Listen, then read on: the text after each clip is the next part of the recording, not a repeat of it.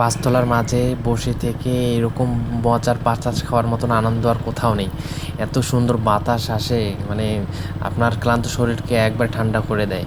তো দেখতে পাচ্ছেন সুন্দরভাবে গরুকে ঘাস খাওয়াচ্ছে, আর এই ছাগল ঘাস খাচ্ছে রে। তো আমরা এখন আছি হলো একবারে সুন্দরগঞ্জ এবং পীরগছার বর্ডার এলাকায়। বর্ডার বলতে মানে দুইটা পাশাপাশি আর কি উপজেলা। তো এখন এটা ধরে তেয়ানি, আর এই তেয়ানির যে মাঠপাড়, এখন আমরা মাঠপাড়ের মধ্যে আছি। তো একটা ইন্টারেস্টিং আর কি বাজারের সম্বন্ধে বলবো। সামনে আছে হলো আপনার মুচির পাড়, আমাদের এদিকে এটা মুচির পাড় ধরে।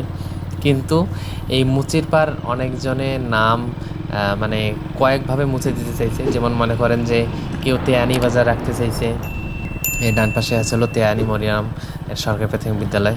তো কেউ তেয়ানি বাজার রাখতে চাইছে বা রেখেছে, আবার কেউ সর্দারের বাজার রাখছে। এই ছাগল এখন এই গাড়ি সাবার করতো।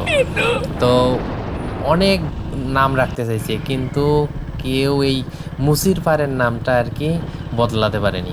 কারণ হচ্ছে যে এখানে অনেকজনেই মানে অনেক আগ থেকেই এখানে মুচিরা বসবাস এখনও করে। তো এখানে তাদের পৈতৃক সম্পত্তি, আমাদের হিন্দু সম্প্রদায়ের মধ্যেই তারা এখানে বসবাস করে অনেক আগ থেকেই। তো এখনও ভাবে অনেকজন এখানে থাকে না। আর বাম পাশে দেখতে পাচ্ছেন যে এটা কলেজ করছিল, হ্যাঁ, কিন্তু এটা টিকেনি, বেশি দিন টিকেনি, ওভাবে পরিত্যক্ত অবস্থায় আছে। তো আমরা এই যে বিশেষ যে বাজার মুসির পাড়, এই মুসির বাজারের কাছাকাছি চলে এসেছি।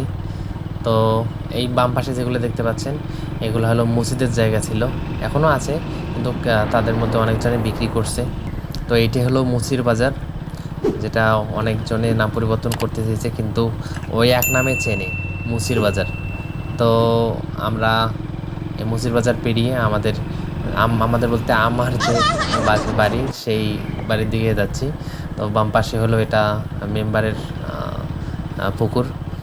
মানে বৃষ্টির সময়ের অবস্থা খুব খারাপ হয় এই রাস্তার, এত পরিমাণ কাদা থাকে, ভালোভাবে মানে যাওয়া যায় না। একটু যদি স্পিডে যান তাহলে একবার এমন মানে ইয়ে হয়ে আপনার সেলকি, মানে এদিকে আমাদের সেলকি বলে, মানে সেলকি যা পড়ে দেবেন, মানে আপনার পিছলে যাওয়া যেটা বলে। তো গ্রামের সৌন্দর্য এত সুন্দর, মানে কল্পনাহীন, অনেক ভালো লাগে যখন বারবার গ্রামে আসি। মানে বিশেষ একটা মুক্ত বাতাস পাই আর কি। তো আশেপাশে প্রচুর জল এখন, আর এই জলের মানে এখন রোয়া কাটছে আর কি, মানে বেসন রোপণ করছে। বেসন বলতে আর কি যে ধানের চারাটা আছে সেটাকে বেসন বলে। তো বেসন রোপণ করছে। তো ভিডিওটি কেমন লাগলো অবশ্যই কমেন্টে জানাবেন, লাইক কমেন্ট শেয়ার করবেন এবং চ্যানেলটি সাবস্ক্রাইব করে আমাদের সাথে থাকবেন। ধন্যবাদ সবাইকে।